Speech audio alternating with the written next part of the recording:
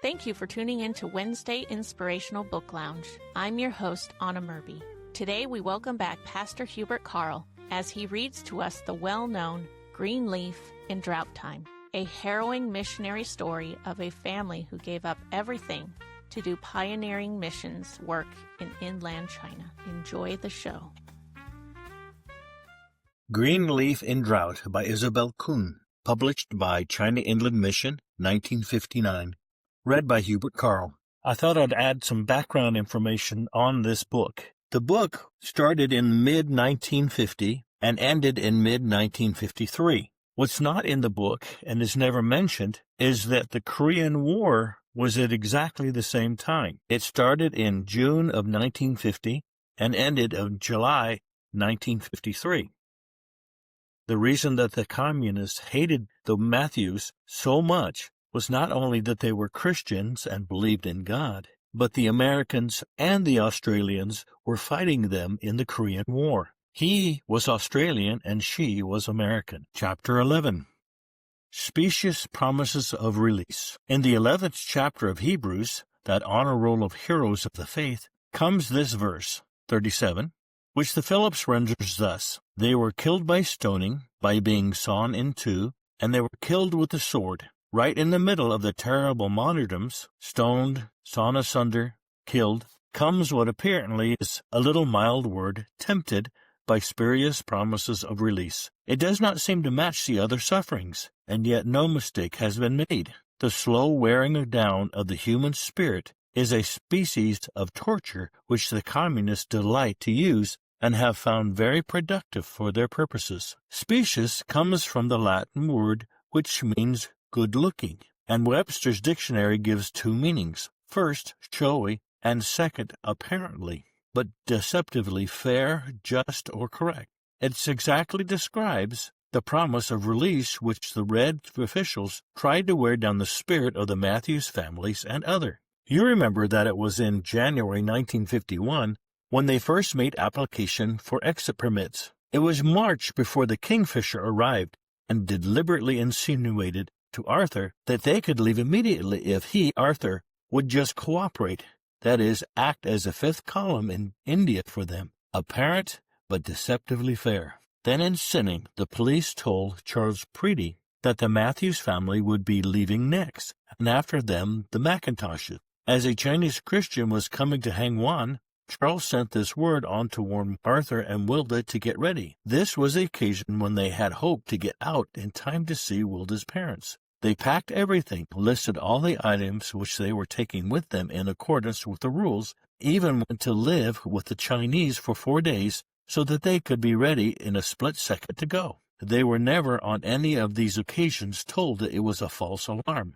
Hope deferred makes the heart sick. They were just left to infer by silence and indifference that this was just tantalization, tempted by spurious promises. We saw that first year in 1951, and up to Easter in 1952, their spirits were tempted. They were restless and unsettled, constantly watching the calendar, checking off the exits of the other members of the CIM family as they poured out of China. Over 600 left in the first year.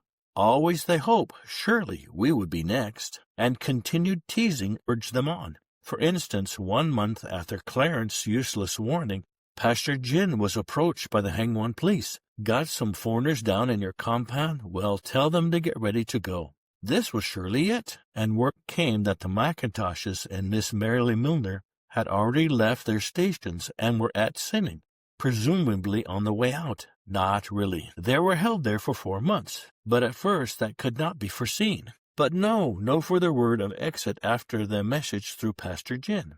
Once in July, once in August had come warnings, and now in September came a third. The white people are moving on, came a rumor. Clarence had been told that the Matthews family would go before the Macintoshes. Surely this was for them. But no, the Roman Catholic priest was summoned, but they were not, and so they were tempted. Then God dealt with them about delighting in his will rather than merely submitting. And you remember that by this time, prayer helpers at home had begun to concentrate on them. The two things are definitely linked together, taking the yoke of God's gentle message to them rather than just suffering it. This made all the difference in the world, for it lifted the strain off the spirits. It was again the feather curtain of God, silent, mysterious, baffling to the communist because it was something he could not reach, but protective and restful for his children.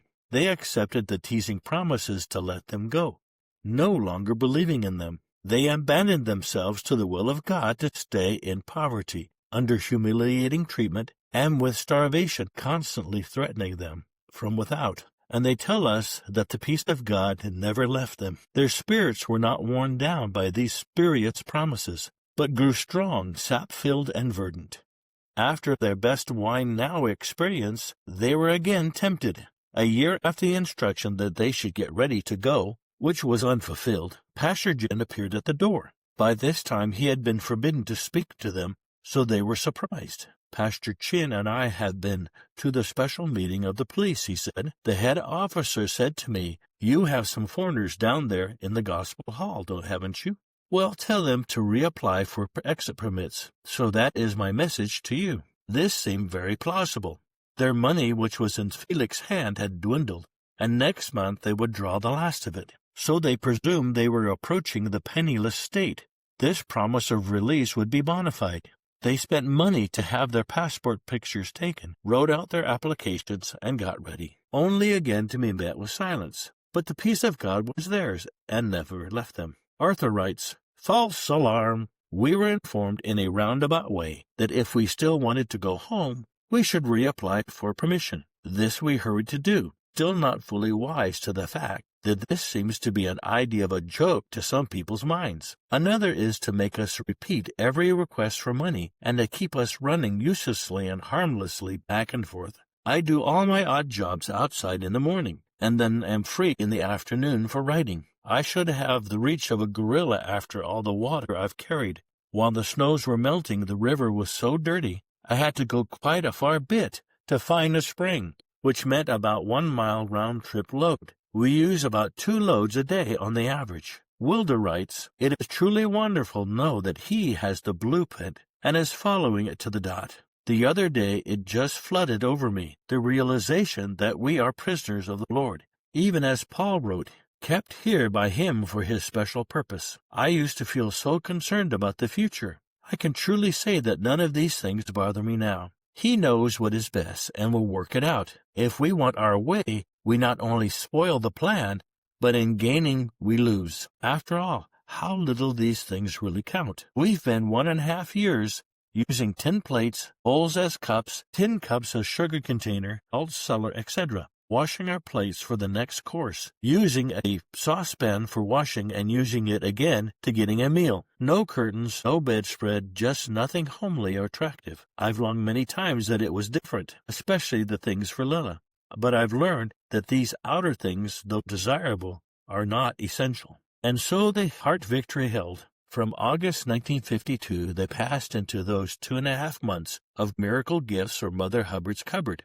And then the Great Release, when their financial problems were transferred from Hangwan Police to the Sinning Police. But even here, exuberance was restrained. In case you have not heard already, you will be glad to know that we have turned the corner and now look to our local secretary, Clarence Preedy, for supplies. Alas, this does not mean that we can do without the act of application. His letter continues, "With the change, there could be a possibility of better things, for being in the hands of the police at CP's ends is far more cheerful and hopeful prospect, for everything gets spoiled here. We have refused to look at this change for the better, for we look not to the things which are temporal, as with Israel, so with us. God made their enemies to pity them, and if he doesn't through this change, then we don't want anything but what he sends." The happy, full cupboards of Christmas in 1952 being over, they entered the new year of 1953, their 3rd new year in Hangwan. On January 8th, in Sinning, Clarence Preedy was told that he and Mrs. Matthews and Lila were to get ready to leave immediately. Arthur and Rupert Clark would remain, and no money was given to any of them all the month of January, but no exit permit was given. Arthur writes, "We got into another flap over Clarence's letter telling us that Wilda and Lila would be leaving immediately. We had to pack to go separately and go over our notes of 2 years but we were settled down. Water wears the stones, and some are skillful in the application of this particular sort of water treatment. This is the 5th unfulfilled promise. But now the men of sinning are really very, very low. You remember that they had been low at Christmas when Wilda's parcel arrived. Arthur had used up their Christmas remittance to lay in fuel and food. They, too, had no cash to spare. In fact, when Lilla's milk money came in the familiar envelope, they decided to let her go without milk for a week and send it to the 2 men in sinning. This led to a sweet little feather curtain touch. But to explain it fully, we must go back a moment in order to talk about Ben. When Timothy turned Judas and came to spy, Ben also appeared to waver for a time. The communists, of course, say frankly that to tell a lie on behalf of the cause is virtue. Therefore, when they arrange a case against a missionary, false witnesses are not hard to find. When their stories are made to dovetail, a very plausible-sounding frame-up is the result. This had shaken many fine Christian Chinese to the heartbreak of their maligned missionary. Whether Timothy talked Ben over or not, we do not know. But there was a period when Arthur and Wilder prayed anxiously for Ben. But the Russian Christian had also taken him on his heart. He sought Ben out, talked and prayed with him, and gradually Ben came back to his previous joy in the fellowship with the missionaries. Token of this came one day when the Matthews heard a rattling at the kitchen drawers and found a note inside. Ben occupied the room next to the kitchen, and in both rooms were built-in drawers which backed on one another. Thus, with Timothy watching and listening to everything, Ben conceived the idea of pulling out his top drawer and slipping notes into the Matthews drawer. Even if he could get a signal through to them, whispering them through the drawer space when each pulled out their top drawer. On the morning when they sent Lilla's milk money to Clarence and Rupert, the old Tibetan woman arrived as per usual, her rat-like braids rattling down over her shoulders and over her oily sheepskin gown. "Don't bring us any more milk for a while," said Arthur. "We haven't any money for it just for now." But the old woman was nearly deaf. "What did you say about the milk?" she shouted. "Don't bring any more until we tell you," yelled Arthur back. "Why? What's wrong with my milk?" shouted the perplexed old lady. "The pastor not buying milk for the baby? What was coming to pass?" "Your milk is fine," yelled Arthur, "but we haven't enough money just now." At last it penetrated the old Tibetan ears, and necessarily the ears of everyone else within the compound. Shaking her head with its many braids, the old milkwoman turned away, muttering to herself. As soon as Arthur got back into the house, there was a rattling noise at Ben's drawer. On opening this, they found 100,000 Chinese dollars, about $4.50 U.S. "Your wife and child need the milk more than I do. I can live on potatoes," he said simply. Wilda and Arthur were deeply touched. Timothy had been well supported by a Chinese lady who hoped to marry him, but Ben was living by faith. No one was behind him with regular support. When money was low, he lived on potatoes, and they always knew when he had a special gift, for they could hear him making noodles. Now Ben had an uncle who was a party member, and who would offer him a good job in the Red government if he would just give up his religious notions. But Ben had said he wanted to trust and serve the Lord. Illustrious benevolence. When your parents gave you that big name, I wonder, did they guess how early in life you would fulfill it? Just a few days before, he had received a gift from the John Sung Bible Institute, and this gift for Lilla's milk was 1/3 of what he had been sent. Remember to pray for this young man still living and serving the Master. So Lilla's gift of her milk money to Uncle Clarence and Rupert did not mean that she went without. Just one day was she deprived of her milk. But more than that, Ben offered to help Arthur if Wilda and the little one had to go first. Arthur writes, "If Wilda leaves me solitary, we face a possibility of far less free and easy confined to barracks." Then he refers Ben has volunteered, without being asked, to be our one Sepphoris. God bless the brave lonely soul. The ground may seem awfully dry, but this is the idea for God's root out of a dry ground, i.e. the cross, to blossom and fruit through the ages. So such souls, even though seemingly remote from an active flower and fruit-bearing,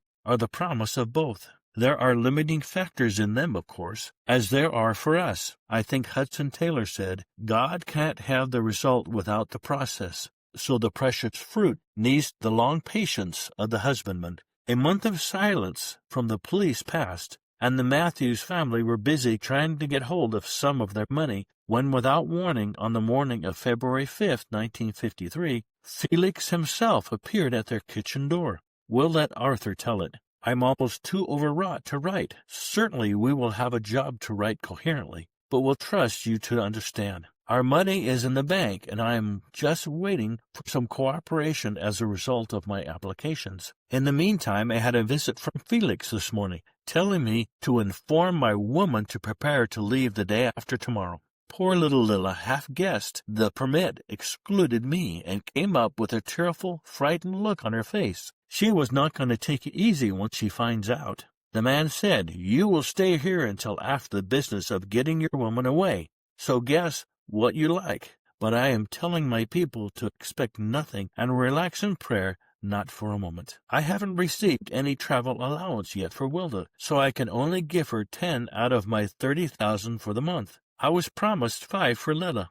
not given, and 10 for travel, also not received. The Lord knows, though, and will work out the muddle. We hope the Hong Kong authorities won't tell us to send Lilla back again, because she is on neither of our passports. We don't know whether we'll be able to send a wire. Rupert has to eat, and I don't think CP'll think he can afford it until he gets his money. What we will send will be female Sinnings Matthews if Wilda and Lilla move there alone. Sorry to bother you, but we are out of cash until Felix gives us the chop on our application, and we only have one more stamp available, that which you sent us last. P.S. Packed, ticket bought, coolies here to take the baggage, when word came to stay, so the female's still here. This was the most painful of all. His few pennies spent on tickets, no refunds allowed. Wilda and Lily all dressed for the truck, their boxes roped, the coolie stooping down to lift them. When Arthur arrived to say, "Stop," they refused to give you a road pass. Poor little Lilla ran into the kitchen, sat on her little chair, and rocked back and forth, sobbing with disappointment, tempted with spurious promises of release. It is sweet that the Lord notices our trials, and he does not list them as small or "you'll get over it." He put this one down in his honor roll of heroes of the faith. Arthur himself wrote, "Truly there's a place of gold where they refine it, and the Lord has seen fit to appoint us to the place. May there be no spitting and sputtering in the process." Wilda wrote, "Thus ends the 6th time we've been told to go in the last 2 years. We were neither upset, being fooled too often, I guess. Before long we felt it was the Lord overruling.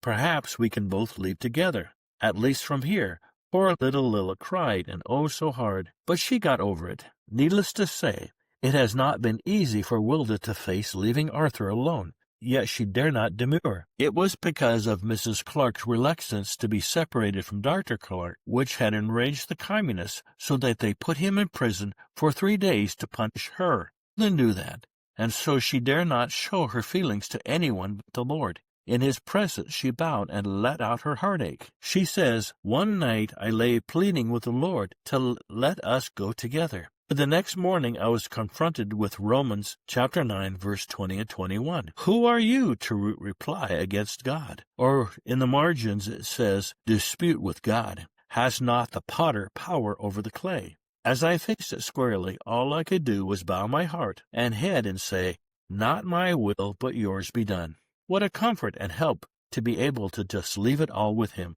But how wonderfully and aptly the word had spoken to her. So there was heart peace. Yet it was not possible to escape a certain amount of suspense. Both Arthur and Rupert Clark had severe charges against them. False ones, of course, but murder? 3 of the doctor's former patients who had died were now charged against him as the responsible agent in their deaths. Arthur was kept on tenterhooks, wondering what they would finally produce against him. But now, after this 6th accidentalization, they waited nearly a month before the police paid any more attention to them. During this time, they were eating into the good food supply, which Wilda had hoped to leave for Arthur, of course. Then, but we will let Arthur say it, On Sunday, the 1st of March, a man walked into the yard and informed me that the woman with a child would leave the next day tomorrow. I suggested that maybe she'd get along better with a road pass, and that without a pass I would not see my way clear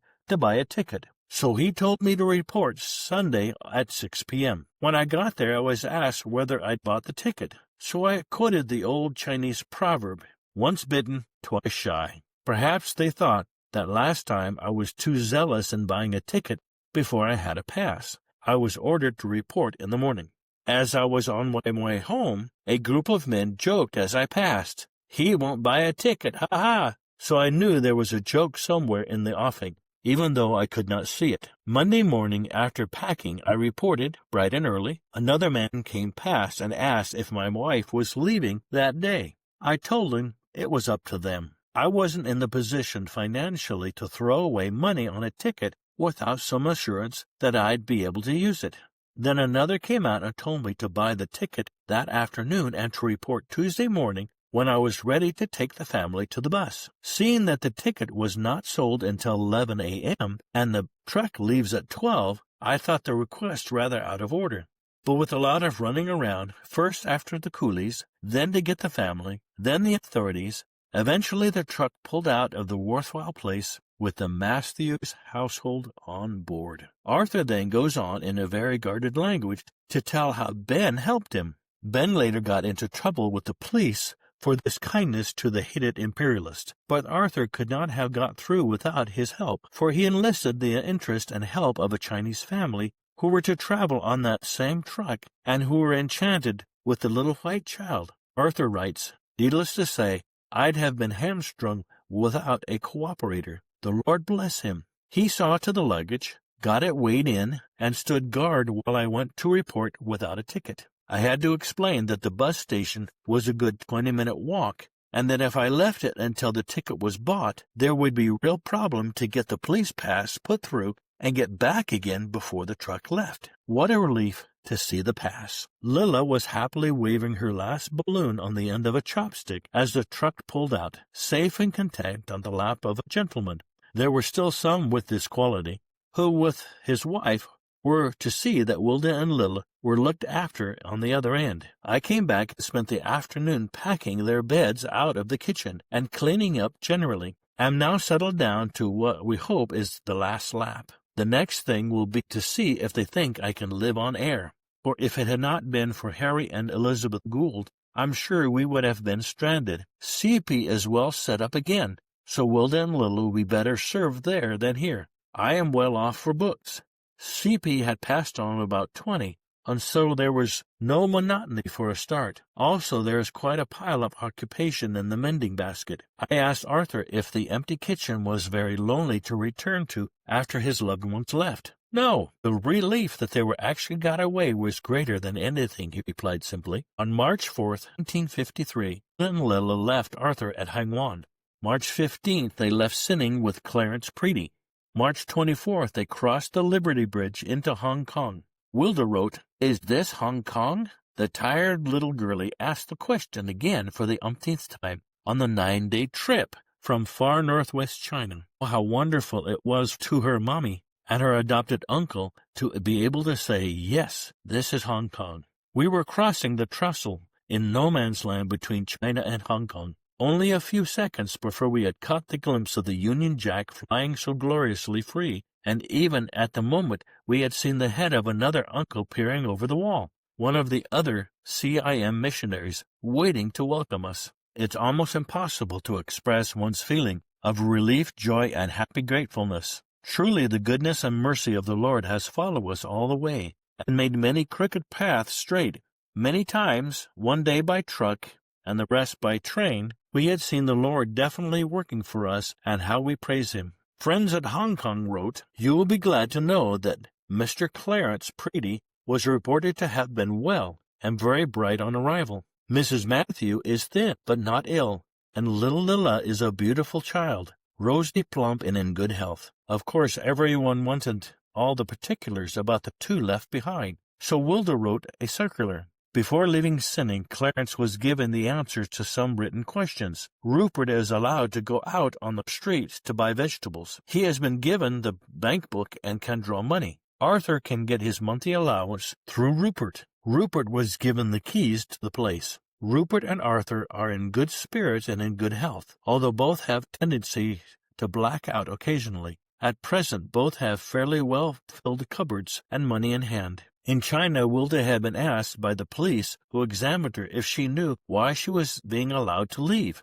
No, she answered. Why is it? You are permitted to leave because your money is finished, but your husband and Dr. Clark are in a different category. They are criminals, and the regime knows how to treat criminals. This was all that Wilda knew about the charge against Arthur. Of course, it had been Red police policy to hold the last members of a mission or organization, no matter who they were, and wreak on them all the hate and vengeance felt towards the group at large. The enemy was allowed to tease and tempt with spurious promises, thrust out and clutch back, but only until God touched his hand. When God said enough, his fingers fell open and the prey was delivered. Delivered as he had promised them the night when the kingfisher seemed to be winning, and richer by far for having been with God in the net. The following poem has meant so much to them during those days. Child of my love, lean hard, and let me feel the presence of your care. I know your burden, child, I shaped it, poised in my own hand and made no proposition. It is a weight to your unaided strength, for even I have laid on it, I said. I shall be near, and while she leans on me, this burden shall be mine and not hers. So shall I keep my child within the circling arms of my own love. Lay it down, nor fear to impose it on the shoulder which upholds the government of worlds yet closer come. You are not near enough, I will embrace your care, so I might feel my child reposing on my breast. You love me? I know it. Doubt not then, but loving me, lean hard. Thank you again for joining Wednesday Inspirational Book Lounge. Stay tuned for another installment next week of Greenleaf in Drought Time.